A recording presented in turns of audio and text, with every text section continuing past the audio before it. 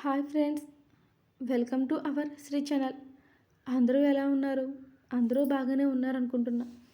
నేను ఇంతకుముందు చేసిన వీడియోలో ఎలా అయితే చెప్పానో దీంట్లో కూడా అలానే చెప్తున్నాను. సో ప్లీజ్ స్కిప్ చేయకుండా హాఫ్ మినిట్ అంతే వినండి. దయచేసి నన్ను అందరూ సబ్స్క్రైబ్ చేయండి. 1000కి దగ్గరలో ఉన్నాను. So please consider my channel.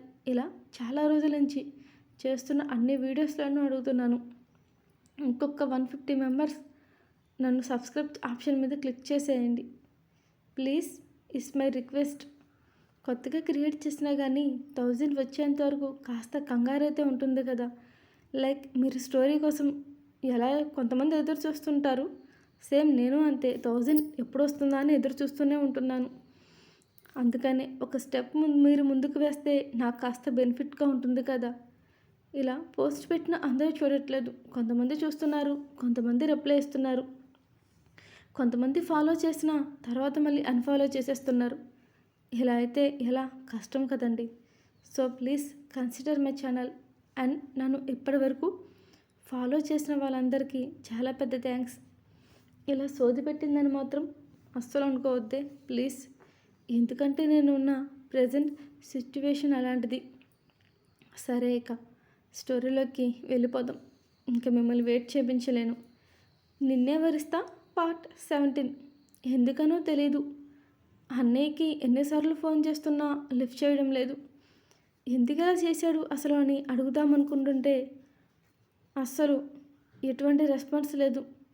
కనీసం ప్రేరణ అయినా చేస్తుందనుకుంటే అది కూడా ఫోన్ చేయడం లేదు అని అంది. ఒకవేళ అన్నయ్యకి నాతో మాట్లాడడం ఇష్టం లేదా? అందుకే ప్రేరణను కూడా ఫోన్ చేయమనడం లేదా బేలగా అని అడుగుతుంది రాహుల్ని సింధు. ఇంకా జరిగిపోయినవన్నీ వదిలేసేయి, అన్నీ కాలానికే వదిలేద్దాం, అవే సరిచేస్తుంది. కానీ ఇప్పుడు నేను నా తప్పేంటో తెలుసుకున్నాను సింధు. ఇంకెప్పుడు నిన్ను ఏ మాట అనను, ఎప్పుడు కొట్టను. నాకు తెలిసి వచ్చింది నీ విషయంలో. ఐ నో దట్ నీ విషయంలో నేను చాలా దరిద్రంగా బిహేవ్ చేశాను. నేను నిన్ను ఎప్పుడైతే ప్రేమించానో అప్పుడే నువ్వు నా దానివైపోయావు. కానీ సడన్గా మీ అన్న చేసిన పనికి వాడి రూపం నీలో కనిపించి నిన్ను అశ్రద్ధ చేశాను, ఏడిపించాను. ఇంకెప్పుడు అలా చేయను అని అన్నాడు రాహుల్. దాంతో సింధు రాహుల్ నుంచి దూరం జరిగి, నాకు నుంచోవడము తెలుసు, పడుకోవడం తెలుసు, తినడం తెలుసు, నీ మీదకేమీ నన్ను లాక్కొనవసరం లేదు అను సింధు బెట్టు చూపిస్తూ ముఖం పక్కకి తిప్పుకుంది. ఇంకొక విషయం, నీకు ఫుడ్ ఉంది కానీ ఈ రోజు నుంచి బెడ్ టైం కట్ అని అంది సింధు. అంత మాత్రకే అందుకే బంగారం, నాకు ఇప్పటికీ చాలా గ్యాప్ వచ్చేసింది అని అన్నాడు సాగదీస్తూ గారంగా రాహుల్. నాకు తెలీదు, ఈ రోజు నుంచి నాకు దూరంగా ఉండు. అవసరమైతే ఇప్పటి నుంచి నేను అత్తయ్యగారి దగ్గర పడుకుంటాను అని అంది సింధు. ఆ మాటకి ఉడుక్కుంటూ చూశాడు రాహుల్ సింధు వైపు.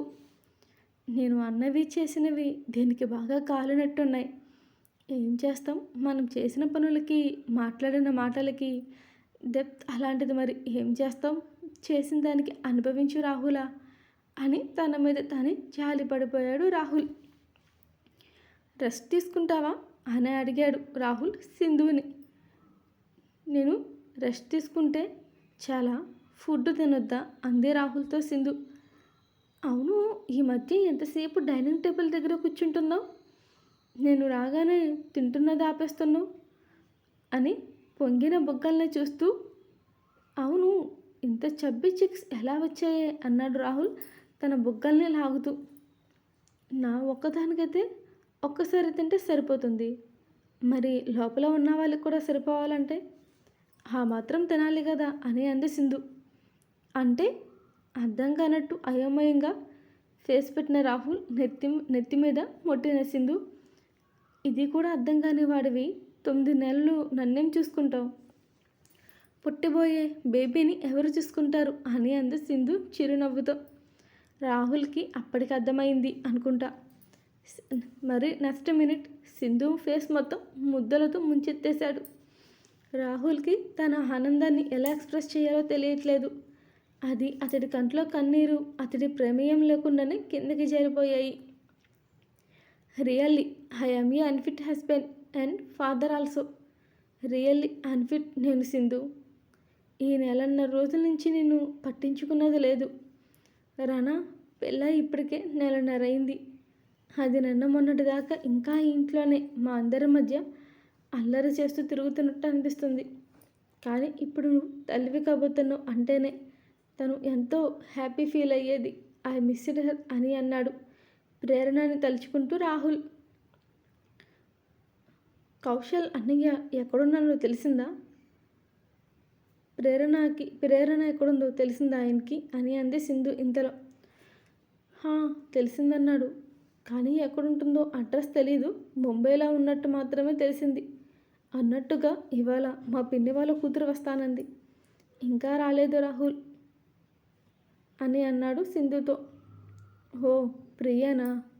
తను కూడా మన కంపెనీలోనే జాబ్ జాయిన్ అని అంటే ఇంటర్వ్యూ క్రాక్ చేశాకే సెలెక్ట్ అయ్యాక జాబ్లో జాయిన్ అవుతాను అని చెప్పేసింది. కానీ ఏదేమైనా నా చెల్లికి డేరింగ్ ఉంది. ప్రేరణలా అస్సలు కాదు. ప్రేరణకు కూడా ధైర్యం ఉంది కానీ ఎవరైనా తన మీద కొంచెం అరిస్తే చాలు పిరికిదానిలా భయపడిపోతుంది. సొంత కంపెనీ ఉన్న డైరెక్ట్గా జాయిన్ అవ్వమని నేనే చెప్పినా తన సెల్ఫ్ రెస్పెక్ట్ని తగ్గించుకోలేదు. అప్పుడప్పుడు ఇక్కడి నుంచి రాహుల్ సింధు కూడా వస్తారు. కౌశల్, ప్రియా, ప్రజ్వల్, ప్రేరణ ఉంటారు. కంటిన్యూషన్గా ప్రతి ఎపిసోడ్లలో వస్తారు. ఇక వాళ్ళు రారని అస్సలు ఫీల్ అవ్వద్దు. ఇటు టీకే బై అని 4 పెట్టేసిన ప్రజ్వల్ ఆల్రెడీ కార్ని పోర్టుగోలో రెడీ చేసి పెట్టాడు టోనీ. బెడ్పై కళ్ళు మూసుకుంది ప్రేరణ తన బాడీ మొత్తం ప్రజ్వల్కి అప్పగించేసి. It's for small punishment. ఇది నాకు ఇష్టం లేకుండా మీ ఇంటికి ఫోన్ చేసినందుకు, పర్టికులర్గా వాడికే ఫోన్ చేసినందుకు అని చెప్పి బొగ్గ తట్టి వెళ్ళిపోయాడు ప్రజ్వల్ బయటికి. Bye Tony. ఏమైంది టోనీ అని అడిగాడు ప్రజ్వల్. చురకత్తల్లాంటి కళ్ళు, నిటారు ముక్కు, సిల్కీ హెయిర్ నుదుటి మీదకి తారాడుతుంది. ఫుల్ బ్లాక్ అవుట్ షూట్లో ఉన్నాడు ప్రజ్వల్. ఆ సికందర్కి రోజులు చెల్లిపోయినట్టున్నాయి. మన సరుకుని వెళ్ళనివ్వకుండా అడ్డుపడుతున్నాడు. అలా వెళ్ళాలంటే తనకిచ్చే షేర్ ఇంకాస్త పెంచాలంటున్నాడు. ఓ పర్లేదు, డెవలప్మెంట్ అయ్యాడుగా. Wait and watch. మనం ఏం చేస్తామో వాడికి కూడా తెలియాలిగా అని ప్రజ్వల్ నోట్లోంచి వచ్చిన వాయిస్కి సైలెంట్ అయిపోయాడు టోనీ. ఓ స్వైట్ స్మైల్ ప్రజ్వల్లో. కార్ ఆగింది. టోనీ డోర్ ఓపెన్ చేశాడు. అతని అడుగులు చూసేవారికి గుండెల్లో ఒక రకమైన దడిని పుట్టిస్తాయి. అతడు చూపు ఓ డేగ కన్ను. పట్టించుకోనట్టే ఉంటాడు కానీ అన్నీ పట్టించుకుంటాడు. ఎదురుగా వస్తున్న వాళ్ళని క్షణంలో నేలపై మట్టిని కరిపించాడు. అందులో ఒకరిని కాలర్ పట్టుకుని ఎక్కడున్నాడు వాడు అని అడిగాడు ప్రజ్వల్. పాడుపడ్డా ఎందుకు వాడని పాత ఫ్యాక్టరీ అది. దాంట్లో ఎదురుగా ఉన్న రూమ్ చూపించాడు అతడు. లాస్ట్ పంచ్ అతడి ముఖం మీద ఇచ్చి స్పృహ తప్పేలా చేసి ఆ రూమ్ డోర్ బద్దలు కొట్టినట్టే కాలుతో తన్నేశాడు ప్రజ్వల్. అప్పటికే ఆ మంచం మీద అతడి చేతులు నలిగి మూలుగుతుంది ఒక అమ్మాయి. ప్రజ్వల్ ఒక అమ్మాయిని అలా చూడలేక కళ్ళు మూసి తెరిచాడు. ఆ అమ్మాయికి తను వేసుకున్న షర్ట్ ఇచ్చేసి తననే చూస్తూ నినివెళ్ళం వణుకుతున్న సికిందర్ మెడబెట్టి పైకి లేపాడు ప్రజ్వల్. సిగ్గులేదారా నీకు? నీ కూతురు వయసులో ఉన్న అమ్మాయిని అనుభవించడానికి? నీదేమైనా ఎంగేజ్ అనుకుంటున్నావా? రేపు చచ్చే ముసలాడివి నువ్వు. నీకెందుకురా ఇలాంటి వ్యవహారాలు అంటూ అతడి పళ్ళని ఊడిపోయేలా ఒక్క పంచిచ్చాడు మూతిపై ప్రజ్వల్. నీకు షేర్ పెంచాలా? లేకపోతే ఉన్న సరుకుని వెళ్ళనివ్వవా? నువ్వు డిస్కస్ చేయడానికి నేనే రావాలా? ఓ చావడానికి ముందే యముడిని డైరెక్ట్గా చూద్దామని ఆశగా ఉన్నట్టుంది. ఓకే వెల్, నీ ఆశని నేను ఎందుకు కాదంటాను అంటూ టోనీ అని పిలిచాడు ప్రజ్వల్. స్టైల్గా సిగరెట్ వెలిగిస్తున్న ప్రజ్వల్ చూపుని అర్థం చేసుకుని టోనీ ఆ సికందర్ని ఒక చైర్లో కట్టేశాడు. ఎదురుగా ఉన్న చైర్లో కూర్చున్న ప్రజ్వల్ నైఫ్ కట్టర్ మధ్యలో ఉన్న హోల్ ఫింగర్ దూచి రౌండ్గా తిప్పుతూ ఎవరితో చేతులు కలిపావు అని అడిగారు ప్రజ్వల్గా. కూల్గా ఉన్న స్మైల్ ఇస్తూ. నేను ఎవరితోనూ కలవలేదు బాయ్. డబ్బులకి కుర్తుపడి మాత్రమే అనే బయటికి మాట కూడా బయటికి రాలేదు.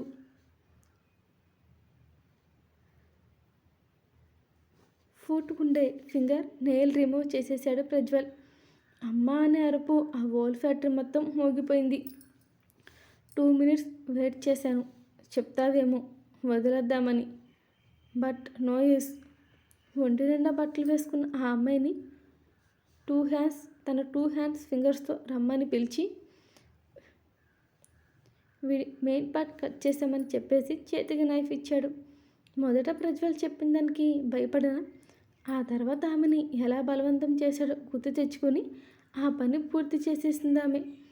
చేసిన వెంటనే కింద కూలబడి తన ముఖంలోకి చేతులు చేర్చి వెక్కి వెక్కి ఏడ్చింది ఆ అమ్మాయి. ప్రజ్వల్ చూపు సూటిగా సికిందర్ గుండెలో దిగుతుంటే అతడి పై ప్రాణాలు పైనే పోయాయి. మాలిక్ బై దీని వెనుకున్నది మాలిక్. అతడు చెప్తేనే నేను చేసింది. నీకున్న పవర్ అతడికి కావాలి. మిమ్మల్ని చిన్న చిన్నగా పతనం వైపు అడుగులు వేయించాలని అతడి ఆరాటం. కానీ మీరు మాలిక్ని అంత తొందరగా పట్టుకోలేరు. అతడికి అండర్ గ్రౌండ్తో కనెక్షన్స్ ఉన్నాయి. మీకున్న లేటెస్ట్ వర్షన్స్ గన్ మొత్తం మాలిక్ ఇప్పటికే మీ గూడెంలో లోడ్ మొత్తం నాకు తెలిసి అని తీసేసుకోవాలనుకుంటున్నాడు. దానికోసం నకిలీ సరుకు కూడా ఇప్పటికే రెడీ చేశాడు రీప్లేస్ చేయడానికి. ఇప్పటికే అసలు మ్యాటర్ ఏంటో అర్థమైన ప్రజ్వల్కి ఇక వినే ఓపిక లేదు. టోనీ అని చూసేసరికి మ్యాటర్ అర్థమైన టోనీకి సికిందర్ పని సైలెంట్గా ఫినిష్ చేసేశాడు. అది చూసి ఆమె కాస్త బెదిరింది.